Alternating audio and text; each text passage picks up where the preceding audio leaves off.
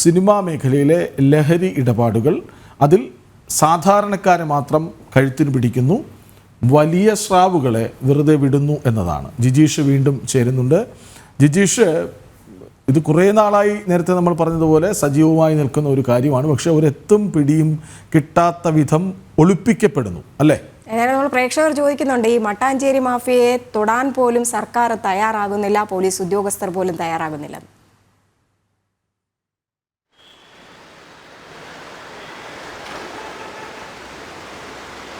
തീർച്ചയായും ആ പ്രേക്ഷകരുടെ അടക്കം അല്ലെങ്കിൽ പൊതുജനങ്ങളുടെ ഏറ്റവും വലിയ ഒരു ആശങ്കയും സംശയവും എന്ന് പറയുന്നത് ഇതുതന്നെയാണ്. എന്തുകൊണ്ട് ഈ അന്വേഷണങ്ങൾ ഒന്നും തന്നെ കൃത്യമായി അല്ലെങ്കിൽ അന്വേഷണം എത്തേണ്ട കേന്ദ്രങ്ങളിലേക്ക് എത്തുന്നില്ല? എന്തുകൊണ്ട് ഉന്നതരായ ആളുകൾ സംരക്ഷിക്കപ്പെടുന്നു? അവർക്ക് സംരക്ഷണം ഒരുക്കാൻ ഉന്നത കേന്ദ്രങ്ങൾ, പോലീസിലെയും സിനിമാ രംഗത്തെയും അടക്കം ഉന്നത കേന്ദ്രങ്ങളുടെ ഇടപെടലുകൾ ഉണ്ടാകുന്നു എന്നതാണ്. നേരത്തെ ഷൂട്ടിംഗ് ലൊക്കേഷനുകളിൽ പരിശോധനയ്ക്ക് അന്വേഷണ സംഘം തയ്യാറായ ഘട്ടത്തിൽ ഉയർന്ന ആരോപണം എന്ന് പറയുന്നത് പോലീസും എക്സൈസും ഈ ലൊക്കേഷനുകളിൽ എത്തിക്കൊണ്ട് ഷൂട്ടിംഗ് തടസ്സപ്പെടുത്തുന്നു, അല്ലെങ്കിൽ സിനിമാ മേഖലയെക്കുറിച്ച് തെറ്റായ പ്രചാരണത്തിന് നേതൃത്വം നൽകുന്നു എന്നൊരു വിമർശനം ഉന്നയിച്ചുകൊണ്ടായിരുന്നു ആ ഘട്ടത്തിൽ. ഇപ്പോൾ സിനിമാ മേഖലയിലെ പല വിഷയങ്ങളും തെളിവുകൾ സഹിതം പുറത്തു വരുമ്പോൾ, ലൈംഗിക അതിക്രമങ്ങൾ അടക്കം പുറത്തുവരുന്ന ഘട്ടത്തിൽ ഇരകൾക്കൊപ്പം എന്ന അവകാശവാദം ഉന്നയിക്കുന്ന അതേ സംഘടനകൾ തന്നെ ഉന്നയിച്ച പ്രധാനപ്പെട്ട ആരോപണം എന്ന് പറയുന്നത്. അതുകൊണ്ട് തന്നെയായിരുന്നു പോലീസിനെ സംബന്ധിച്ചിടത്തോളവും എക്സൈസിനെ സംബന്ധിച്ചിടത്തോളവും ഈ ഷൂട്ടിംഗ് ലൊക്കേഷനുകളിൽ അടക്കം, അല്ലെങ്കിൽ നടന്മാരുടെ ലഹരി ഉപയോഗ കേന്ദ്രങ്ങളിലടക്കം, അവർക്ക് ലഹരി എത്തിക്കുന്ന ആളുകളിലേക്കടക്കം അന്വേഷണം എത്തിക്കുന്നതിനുണ്ടായിരുന്ന ഏറ്റവും പ്രധാനപ്പെട്ട ഒരു തടസ്സം എന്ന് പറയുന്നത്. കാരണം ഇവർ ഇത്തരത്തിൽ ആരോപണങ്ങൾ അന്വേഷണ സംഘങ്ങൾക്കെതിരെ ഉന്നയിക്കുകയും അവർക്ക് സംരക്ഷണം ഒരുക്കാൻ പ്രധാന കേന്ദ്രങ്ങൾ പലതും രംഗത്ത് വരികയും ചെയ്യുമ്പോൾ തന്നെയാണ്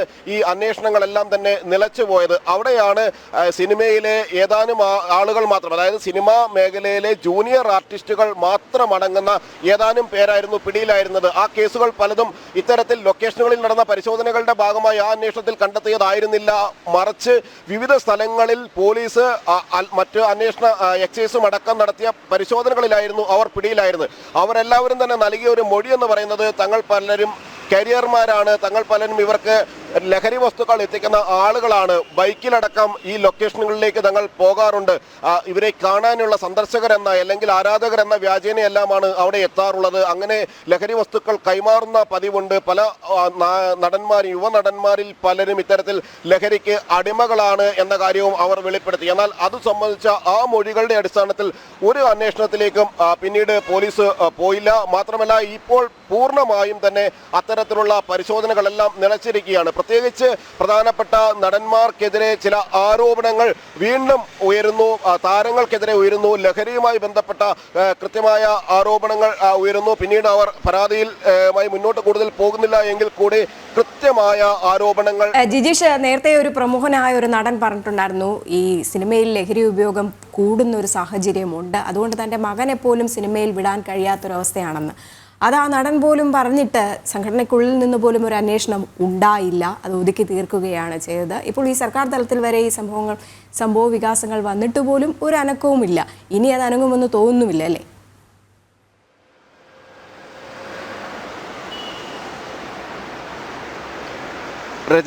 രജനി പറഞ്ഞതുപോലെ തന്നെ സിനിമാ മേഖലയിൽ നിലനിൽക്കുന്ന ഒരു പ്രധാനപ്പെട്ട നടൻ തന്നെയാണ് അത്തരമൊരു കാര്യം അല്ലെങ്കിൽ ഒരു വെളിപ്പെടുത്തൽ നടത്തിയത്. താൻ എന്തുകൊണ്ട് തൻ്റെ മകനെ സിനിമാ മേഖലയിലേക്ക് വിടുന്നില്ല എന്നതിൻ്റെ കാരണമായി ചൂണ്ടിക്കാണിച്ച ഒരു പ്രധാനപ്പെട്ട കാര്യമെന്ന് പറയുന്നത്, ലഹരിക്ക് അടിമയാകാനോ ലഹരി ഇടപാടുകളുടെ ഭാഗമായി മാറാനോ അവൻ ഉള്ള സാധ്യത ഏറ്റവും അധികമാണ്. കാരണം സിനിമാ അത്രയധികം ലഹരി ഇടപാടുകളുടെ കേന്ദ്രമായി മാറിക്കഴിഞ്ഞു. ആ ഷൂട്ടിംഗ് ലൊക്കേഷനുകളിലേക്ക് അവൻ എത്തുന്ന ഒരു സാഹചര്യം ഉണ്ടായാൽ തുടർച്ചയായി ഇത്തരത്തിൽ യുവ നടന്മാരിൽ ചിലരുമായി, ലഹരി ഉപയോഗിക്കുന്ന ചില ആളുകളുമായി ഏറ്റവും അടുത്ത് സൗഹൃദം ഉണ്ടാകുന്ന ഒരു പശ്ചാത്തലം ഉണ്ടാവുകയാണെങ്കിൽ മകനും ലഹരിക്ക് അടിമയാകുന്ന സ്ഥിതിവിശേഷം ഉണ്ടാകും. അതുകൊണ്ട് തന്നെ ഒരു ഘട്ടത്തിലും സിനിമയിലേക്ക് മകനെ പറഞ്ഞുവിടാൻ ആഗ്രഹിക്കുന്നില്ല. അതായത് പെൺമക്കളെ എന്ത് സാഹചര്യത്തിലാണ് സിനിമാ മേഖലയിലേക്ക് വിടുന്നതിന് വേണ്ടി താരങ്ങളായ രക്ഷാകർത്താക്കൾ പോലും മടിക്കുന്നത് എന്നതുപോലെ തന്നെയാണ് മറുവശത്ത്. ഒരു വശത്ത് ലൈംഗിക അതിക്രമങ്ങൾ, ലൈംഗിക ചൂഷണവുമാണ് നിലനിൽക്കുന്നത് എങ്കിൽ മറുവശത്ത് ലഹരിക്ക് അടിമയാക്കാനുള്ള ശ്രമങ്ങൾ, ലഹരിക്ക് അടിമയാക്കി മാറ്റിക്കൊണ്ട് ഇതിൻ്റെ വിതരണക്കാരും ഒപ്പം തന്നെ ഇടപാടുകാരും എല്ലാമാക്കി സിനിമാ മേഖലയിലെ ആളുകളെ മാറ്റിക്കൊണ്ടുള്ള വലിയ ഒരു ലോബിയുടെ പ്രവർത്തനം. അങ്ങനെ ഒരേ സമയം കള്ളപ്പണത്തിൻ്റെയും സ്ത്രീ പീഡനങ്ങളുടെയും ലൈംഗിക അതിക്രമങ്ങളുടെയും ലഹരി ഇടപാടുകളുടെയും കേന്ദ്രങ്ങളായി സിനിമാ മേഖല മാറുന്നു എന്നതിൻ്റെ ആരോപണങ്ങൾ ഏറ്റവും ആദ്യം ഉയർന്നു വന്നത് വന്നത് പുറത്തുനിന്ന് ഒരിടത്തു നിന്നും ആയിരുന്നില്ല, സിനിമയ്ക്ക് അകത്തു നിന്ന് തന്നെയായിരുന്നു. സിനിമയ്ക്ക് അകത്തു നിന്ന് തന്നെ ഉയർന്നു വന്ന ഈ ആരോപണങ്ങളിൽ ഒരു ഘട്ടങ്ങളിൽ പോലും മുൻനിര സംഘടനകൾ ഒന്നും തന്നെ, അത് താരസംഘടനയായ അമ്മയാണെങ്കിലും ഫെഫ്കെ ആണെങ്കിലും സാങ്കേതിക വിദഗ്ധരുടെ സാങ്കേതിക അണിയറ പ്രവർത്തകരുടെ സംഘടനയായ ഫെഫ്കെ ആണെങ്കിലും ഒന്നും തന്നെ കൃത്യമായ അന്വേഷണത്തിലേക്ക് ഒരു ഘട്ടത്തിലും കടന്നിട്ടില്ല. പിന്നീട് ശരി ജിജീഷ്, എന്തായാലും സിനിമാ മേഖലയെ തകർക്കുന്ന ഒരു വിപത്തായിട്ട് തന്നെ മാറിയിരിക്കുകയാണ് ഈ ലഹരി